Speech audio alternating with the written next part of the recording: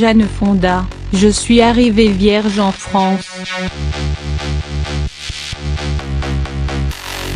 Entendre parler Jane Fonda de la France, en français, est une expérience exquise.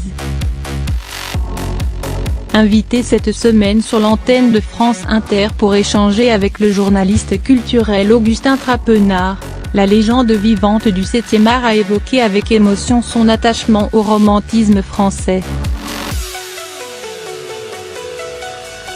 Ayant vécu 8 années dans l'Hexagone, Jane Fonda fait à la radio l'éloge de la gastronomie, l'art, la poésie, les romans, le cinéma nationaux.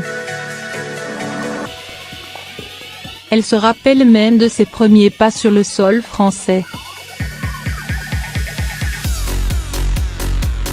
Avec du recul, elle estime aujourd'hui avoir été vierge à l'époque de son arrivée dans le pays. Pas physiquement, précise-t-elle, mais émotionnellement, psychologiquement. C'était en 1968.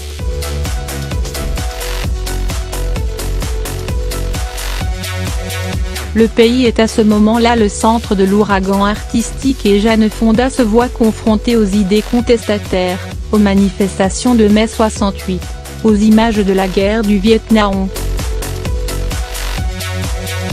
Elle veut alors rentrer dans son pays et unifier les mouvements contre la guerre.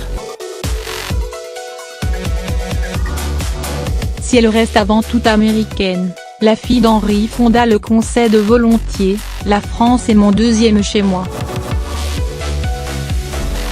Il me faut toujours une semaine pour pouvoir penser en français. J'aime les femmes françaises, leur façon de parler, j'aime les murs en pierre avec de la mousse.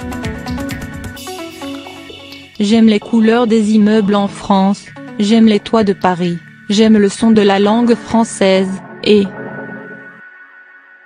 sans oublier, cela va de soi, la musique et ses illustres représentants. Jane Fonda, comme pour prouver la force du lien qui la relie à la France, cite même le nom de Johnny Hallyday en exemple. La semaine dernière, ça a été au tour des Français de prouver leur attachement à l'héroïne de Clute. À Lyon, la comédienne de 80 ans, déjà oscarisée à 2 reprises, s'est vue remettre le prix Lumière. J'avais beaucoup de trouille, confie-t-elle avec un sourire. Il y avait 5000 personnes à la fin, nom de Dieu. Désormais, c'est une rétrospective de sa carrière qui est exposée à la Cinémathèque française dans le cadre du programme Women in Motion. Les portes de l'exposition sont ouvertes jusqu'au 5 novembre prochain.